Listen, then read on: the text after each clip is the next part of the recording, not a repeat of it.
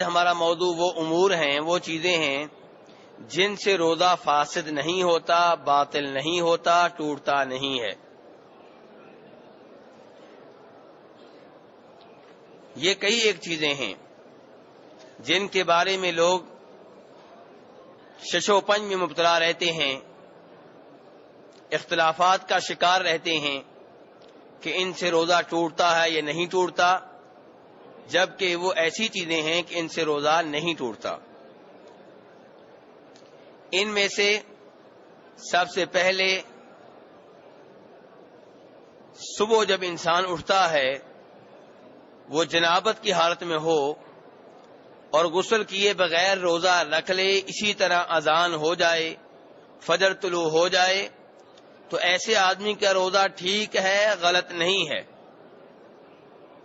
غسل بعد میں بھی ہو سکتا ہے، فجر کی اذان ہو گئی، اس کے بعد غسل کیا جائے اور نماز پڑھ لی جائے، لیکن جب روزہ رکھا گیا اس وقت روزے دار جنابت کی حالت میں تھا، غسل نہیں کیا تھا، تو ایسے آدمی کا روزہ ٹھیک ہے، فاسد نہیں ہے، باطل نہیں ہے۔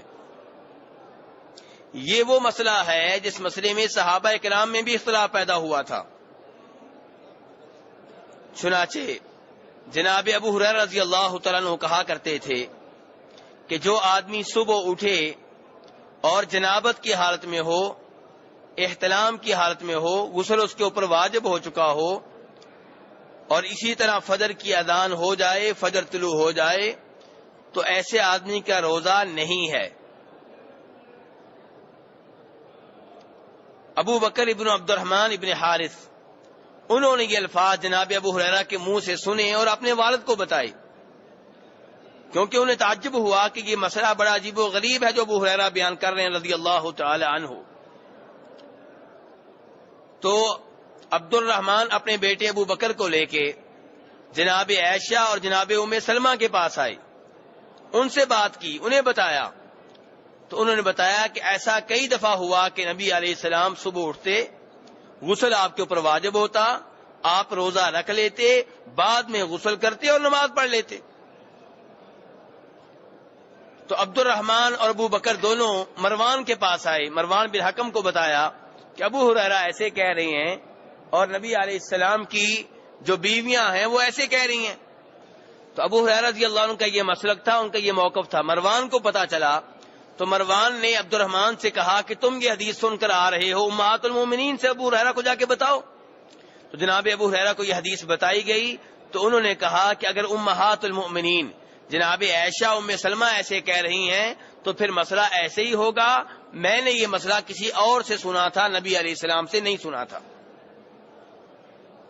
یہاں سے ایک تو ہمیں یہ معلوم ہوا کہ جناب ابو ہریرہ کو غلط فہمی ہوئی، اور وہ صحابی ہیں، چھوٹے صحابی نہیں، بہت بڑے صحابی ہیں اور فقیہ ہیں، عالم دین ہیں۔ ادھر بھی صحابہ کرام ہیں، جناب عائشہ ام سلمہ، لیکن جناب عائشہ ام سلمہ کی بات مانی گئی کیونکہ انہوں نے نبی علیہ السلام کا حوالہ دیا ہے۔ تو اس سے یہ بھی پتا چلا کہ بڑے سے بڑے علماء کرام کے مابین، بڑے بڑے اماموں کے مابین، بڑے بڑے بزرگوں ولیوں کے درمیان جب اختلاف پیدا ہو جائے تو فیصلہ کہاں سے ملے گا؟ نبی علیہ الصلوۃ والسلام سے ملے گا، اور علماء کرام میں سے کسی ایک کو غلط فہمی ہو سکتی ہے، غلطی لگ سکتی ہے، جو معصوم ہے وہ صرف نبی علیہ الصلوۃ والسلام ہیں۔ اسی بارے میں ایک اور حدیث آپ کے سامنے رکھنا چاہوں گا، اس میں ہمارے مسئلے کا حل بھی موجود ہے اور ایک اور بہت بڑے مسئلے کی طرف اشارہ بھی ہے۔ یہ حدیث جو بیان کرنے لگا ہوں اسے امام مسلم اور امام ابو داؤد رحمہ اللہ یہ دونوں اپنی اپنی حدیث کی کتابوں میں ذکر کرتے ہیں۔ حدیث کو بیان کرنے والی میری اور آپ کی ماں جناب عائشہ رضی اللہ عنہا ہیں۔ حوالہ کس کتاب کا دیا میرے بھائیو؟ مسلم شریف کا، ابو داؤد کا۔ مسلم شریف کا حوالہ ذہن میں رکھنا ہے آپ نے۔ جناب عائشہ فرماتی ہیں کہ نبی علیہ السلام دروازے میں کھڑے ہوئے تھے، ایک آدمی آپ کے پاس آیا اور مجھے بھی آواز آ رہی تھی۔ یہ کون کہہ رہے ہیں کہ مجھے بھی آواز آ رہی تھی؟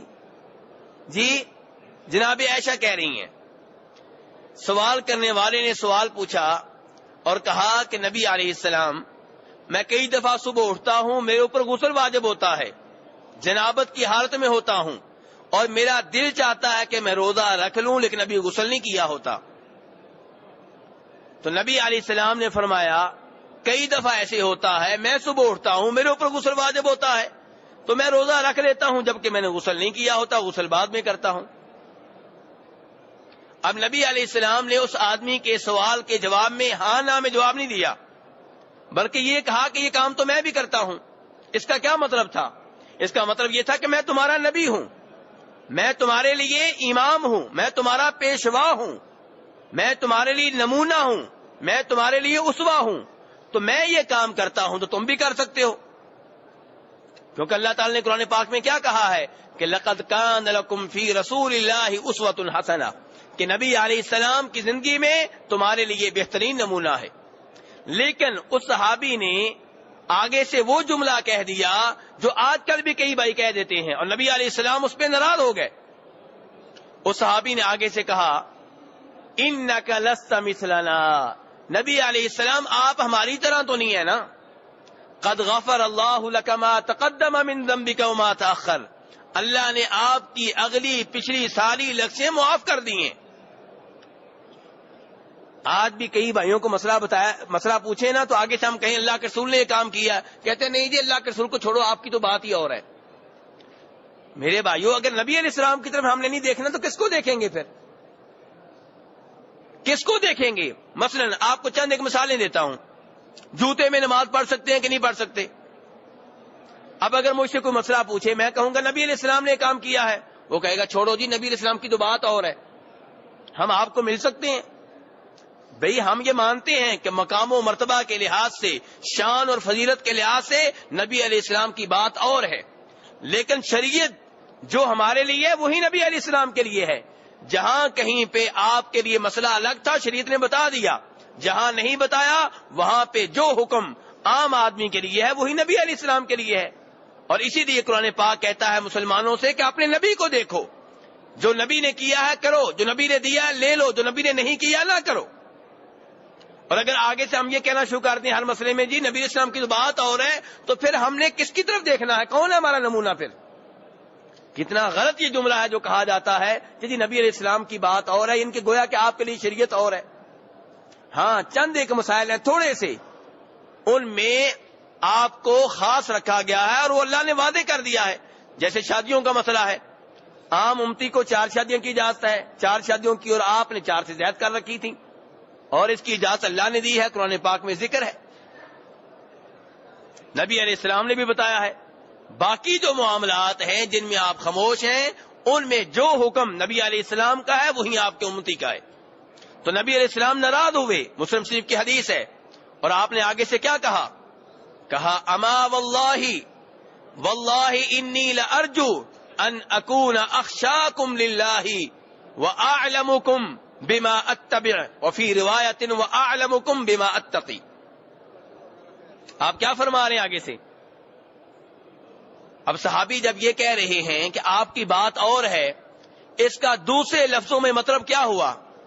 اس کا مطلب یہ ہوا کہ آپ یہ کام کر رہے ہیں، ہو سکتا ہے جائز نہ ہو، آپ تو بڑے ہیں اس لیے، یہی اس کا مطلب نکلتا ہے نا۔ یعنی کہ آپ جنابت کی حالت میں اٹھتے ہیں، غسل نہیں کرتے، پھر بھی روزہ رکھ لیتے ہیں، تو نبی علیہ السلام سے گویا کہ وہ صحابی کہنا چاہتے ہیں کہ آپ کی تو شان بڑی بلند ہے، آپ کا مقام تو بڑا بلند ہے، آپ یہ کام کر لیتے ہیں، آپ کی بات اور ہے، یعنی کہ یہ کام ہے صحیح نہیں ہے لیکن آپ کر لیتے ہیں، آپ کی بات اور ہے، ہم تو نہیں کر سکتے نا۔ تو نبی علیہ السلام نے آگے سے کیا جواب دیا؟ کہا اللہ کی قسم اٹھا کے کہتا ہوں میں تم میں سے سب سے زیادہ اپنے رب سے ڈرنے والا ہوں۔ آپ فرما رہے ہیں میں تم میں سے سب سے زیادہ اللہ سے ڈرنے والا ہوں، وَأَعْلَمُكُمْ بِمَا أَتَّبِعُ، اور میں تم میں سے سب سے زیادہ دین کا علم رکھتا ہوں، مجھے پتا ہے کس چیز کے اوپر عمل کرنا ہے، کس چیز کو ترک کرنا ہے، کس چیز کو اختیار کرنا ہے۔ وَأَعْلَمُكُمْ بِمَا أَتَّقِي، کن چیزوں سے دور رہنا ہے، کون سی چیزیں حرام ہیں، میں تم میں سے سب سے زیادہ اس بات کا علم رکھتا ہوں۔ اگر کوئی آدمی غلط کام کرتا ہے اس کی 2 وجہ ہو سکتی ہیں۔ نمبر 1 اس کے پاس علم نہیں ہے، جاہل ہے، دوسری وجہ یہ ہو سکتی علم تو ہے لیکن اللہ کا ڈر نہیں ہے. تو نبی علیہ السلام فرما رہے ہیں شریعت کا علم میرے پاس تم میں سے سب سے زیادہ ہے. میں جانتا ہوں کون سا کام جائز ہے, کون سا ناجائز ہے, کون سا حرام ہے, کون سا حلال ہے, اور اللہ سے ڈرنے کے لحاظ سے بھی میں تم میں سے سب سے آگے ہوں. جتنا اللہ کا ڈر مجھے ہے تمہیں نہیں ہے. جب صورتحال یہ ہے کہ علم بھی میرے پاس زیادہ, تقوی اور اللہ سے ڈرنے بھی میں تم سے آگے, تو پھر میں ناجائز کام کیوں کروں گا؟ تو میرے بھائیوں, معلوم یہ ہوا نمبر 1 کہ جو آدمی صبح صبح اٹھے, سحری کا ٹائم ہو, اذان ہونے والی ہو, غسل کا ٹائم نہ ہو, وہ سحری کھا لے, اذان ہونے کے بعد غسل کر لے, اس میں کوئی قباحت نہیں ہے, کوئی مسئلہ نہیں ہے. اور دوسرا یہ معلوم ہوا کہ مسلمانوں کو ہر مسئلے میں نبی علیہ السلام کی طرف دیکھنا چاہیے. جو کام آپ نے کیا ہے وہ جائز ہے, جس کام سے آپ دور رہے اس سے مسلمانوں کو بھی دور رہنا چاہیے. آپ سے زیادہ متقی, پرہیزگار, اللہ سے ڈرنے والا, دین کے معاملے میں احتیاط کرنے والا کوئی اور نہیں ہے. موضوع ہمارا کیا چل رہا ہے کہ وہ کون سے امور ہیں جن سے روزہ فاسد نہیں ہوتا, باطل نہیں ہوتا, روزہ نہیں ٹوٹتا. تو دوسری وہ چیز جس سے روزہ فاسد نہیں ہوگا, باطل نہیں ہوگا, وہ کیا ہے؟ اگر کوئی آدمی اپنی بیگم کو روزے کے دوران بیگم کا بوسہ لے لیتا ہے اور اس کے ساتھ لیٹ جاتا ہے, مباشرت کر لیتا ہے, اس سے روزہ نہیں ٹوٹتا. کیا دلیل ہے اس کی؟ میرے بھائیوں, یہ مسائل دھیان سے سننے والے ہیں. ضروری نہیں کہ آپ یہ کام کریں, میں یہ ترغیب نہیں دے رہا, لیکن مسئلے کا آپ کو علم ہونا چاہیے, کسی کو بتا سکیں, آپ مسئلے سے آگاہ ہوں. کبھی یہ کام کر بیٹھیں تو آپ کو مسئلے کا علم ہونا چاہیے. اور دین کے معاملے میں کوئی شرم و حیا نہیں ہے. جناب عائشہ رضی اللہ عنہا فرماتی ہیں, بخاری شریف کی حدیث ہے, کہتی ہیں کہ نبی علیہ السلام کئی بار میرا بوسہ لیتے اور آپ روزے کی حالت میں ہوتے. اور ابو داؤد کی روایت میں وہ فرماتی ہیں کہ کئی دفعہ آپ میرا بوسہ لیتے, میں بھی روزے کی حالت میں ہوتی, آپ بھی روزے کی حالت میں ہوتے, لیکن ساتھ ہی فرماتی ہیں کہ آپ تم میں سے سب سے زیادہ اپنے جذبات اور اپنی خواہشات پہ کنٹرول رکھنے والے تھے. وہ کیا اشارہ کر رہی ہیں؟ وہ اشارہ یہ کرنا چاہتی ہیں کہ اگر آج بھی کوئی خاوند اپنی بیوی کا بوسہ لینا چاہے لے سکتا ہے, شرط یہ ہے کہ اسے اپنے جذبات پہ کنٹرول ہو. یہ نہیں کہ بوسہ لیتے لیتے معاملہ آگے بڑھ جائے اور وہ کام کر بیٹھے جس سے روزہ فاسد ہو جاتا ہے. جناب ایسا ساتھ ساتھ خبردار بھی کر رہی ہیں, لیکن یہ بتا دیا کہ یہ جائز ہے. اب یہاں ہو سکتا ہے کئی بھائیوں کے ذہنوں میں یہ بات بھی آئے کہ امہات المومنین ایسی باتیں جو گھر کے اندر کی باتیں باہر کیوں کیا کرتی تھی؟ میں اور آپ یہ باتیں کر سکتے ہیں باہر؟ نہیں, شریعت نے اجازت نہیں دی. لیکن جناب ایسا کیوں کر رہی ہیں؟ کیونکہ نبی علیہ السلام کی سنت گھر کے اندر کیا تھی یہ وہ نہ بتاتی تو کون بتاتا؟ اسی لیے علماء کرام نے لکھا ہے کہ نبی علیہ السلام کی بہت زیادہ شادیوں میں ایک حکمت یہ بھی ہے کہ آپ کی بیویاں گھر کے اندر جو آپ کے طریقے ہوا کرتے تھے, آپ کی سنتیں ہوا کرتی تھیں, آپ کی عادات ہوا کرتی تھی, انہیں نقل کرنے والی آپ کی بیویاں ہیں. میرے بھائیوں, ہو سکتا ہے یہاں بھی کسی آدمی کے ذہن میں یہ بات آئے کہ شاید یہ عمل نبی علیہ السلام کے ساتھ خاص ہو کیونکہ آپ نبی تھے, عام آدمی کے لیے جائز نہ ہو. تو میں اس بارے میں 2 حدیثیں آپ کے سامنے رکھوں گا. کتنی حدیثیں میرے بھائیوں؟ 2 حدیثیں. اور نبی علیہ السلام کی حدیث حوالے کے ساتھ آپ کے سامنے رکھ رہا ہوں. یہ علم بھی ہے, نبی علیہ السلام کی سیرت بھی آپ کے سامنے بیان کی جا رہی ہے, اور نبی علیہ السلام کی مسجد میں بیٹھ کے عبادت بھی ہو رہی ہے. پہلی حدیث, اسے روایت کرنے والے جناب عمر رضی اللہ عنہ ہیں. عمر فاروق نہیں, ابو سلمہ کے بیٹے عمر. عمر کہتے ہیں کہ نبی علیہ السلام سے ایک آدمی نے پوچھا کہ کیا روزے دار روزے کی حالت میں بیگم کا بوسہ لے سکتا ہے؟ تو نبی علیہ السلام نے جو کچھ کہا اس کا مطلب یہ تھا کہ یہ کام ٹھیک ہے, بلکہ آپ نے بتایا کہ میں بھی روزے کی حالت میں اپنی بیگم کا بوسہ لے لیتا ہوں. تو سوال کرنے والے نے آگے سے کہہ دیا کہ نبی علیہ السلام آپ کی بات اور ہے. یہاں پہ بھی یہی مسئلہ آ گیا. سوال کرنے والے نے کہہ دیا آپ کی بات اور ہے, اللہ نے آپ کی اگلی پچھلی ساری لغزیں معاف کر دی ہیں. تو نبی علیہ السلام یہاں پہ بھی ناراض ہوئے, کیونکہ یہ لفظ کو اچھے لفظ نہیں ہے, کیونکہ ان کا مطلب یہ نکلتا ہے جی آپ تو ناجائز کام بھی کر لیتے ہیں کیونکہ آپ نبی ہیں, اس کا مطلب یہ نکلتا ہے. تو نبی علیہ السلام اس لیے غصے میں آ جاتے کہ کیا تم یہ سمجھتے ہو کہ مجھے اللہ کا ڈر نہیں ہے, مجھے اللہ کا خوف نہیں ہے, میرے پاس شریعت کا علم نہیں ہے. آپ اس لیے ناراض ہوا کرتے تھے. تو یہاں پہ بھی آپ نے کہا واللہ انی لاخشاکم لہ واتقاکم لہ, اللہ کی قسم اٹھا کے کہتا ہوں میں تم میں سے سب سے زیادہ اللہ سے ڈرنے والا, تم میں سے سب سے زیادہ متقی, تم میں سے سب سے زیادہ پرہیزگار, تم میں سے سب سے زیادہ ناجائز اور حرام کاموں سے دور رہنے والا ہوں. تو اگر میں یہ کام کر رہا ہوں اس کا مطلب یہ ہے کہ حرام نہیں بلکہ حلال ہے, ناجائز نہیں بلکہ جائز ہے, غلط نہیں بلکہ درست ہے. اور دوسری حدیث اسے روایت کیا امام ابو داؤد رحمہ اللہ نے جناب جابر بن عبداللہ کے حوالے سے, کہتے ہیں کہ جناب عمر فاروق رضی اللہ عنہ نے نبی علیہ السلام سے کہا کہ نبی علیہ السلام میں آج بڑا خوش تھا اور میں نے خوشی کی حالت میں بیگم کا بوسہ لے لیا جبکہ روزے کی حالت میں تھا. تو نبی علیہ السلام نے فرمایا کہ عمر مجھے یہ بتاؤ کہ روزے کی حالت میں کلی کرنے کے لیے منہ میں پانی ڈال سکتے ہو؟ کہا جی ہاں اللہ کے رسول ڈال سکتا ہوں, اس میں کوئی حرج نہیں ہے. تو آپ نے فرمایا روزے کی حالت میں بیگم کا بوسہ لینے میں بھی کوئی حرج نہیں ہے. بس میرے بھائیو یہ بات ذہن میں رہے, جس کا تذکرہ جناب ابو ہریرہ نے کیا ہے, وہ کہتے ہیں کہ نبی علیہ السلام کے پاس ایک آدمی آیا, اس نے پوچھا کہ بیگم کے ساتھ لیٹ سکتا ہوں؟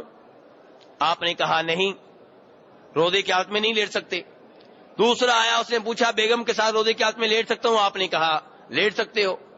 تو جناب ابو ہریرہ کہتے ہیں کہ جب ہم نے غور کیا تو ہم اس نتیجے تک پہنچے کہ جس آدمی کو آپ نے اجازت دی وہ بوڑھا تھا اور جس کو آپ نے روکا وہ جوان تھا. تو اس سے پتہ یہ چلا میرے بھائیو, خلاصہ کلام یہ ہے کہ روزے کی حالت میں بیگم کا بوسہ لینا جائز ہے, بیگم کے ساتھ لیٹنا جائز ہے اس آدمی کے لیے جس کو پتا ہو کہ میں اپنے اوپر کنٹرول رکھ سکتا ہوں, اور جس کو خطرہ ہو کہ بوسہ لیتے لیتے بیگم کے ساتھ لیٹتے لیٹتے معاملہ ہم بستری تک پہنچ جائے گا, معاملہ انزال تک پہنچ جائے گا. تو ایسے آدمی کو بیگم کا بوسہ بھی نہیں لینا چاہیے, اس کے ساتھ لیٹنا بھی نہیں چاہیے. اور اگر بوسہ لینے کی وجہ سے انزال ہو جاتا ہے, بیگم کے ساتھ لیٹنے کی وجہ سے انزال ہو جاتا ہے, منی کا پانی نکل آتا ہے, تو روزہ ٹوٹ جائے گا اور اس کی جگہ پہ ایک روزہ بعد میں رکھنا پڑے گا. اس لیے ہر آدمی کو صورتحال دیکھ لینی چاہیے. لیکن اگر بوسو کنار کرتے ہوئے منی کا پانی نہیں نکلتا, مدی کا پانی نکل آتا ہے, تو اس سے روزہ نہیں ٹوٹتا. تو میرے بھائیو دو چیزیں ہو گئیں جن کا میں ذکر کر چکا ہوں کہ جن کی وجہ سے روزہ فاسد نہیں ہوتا.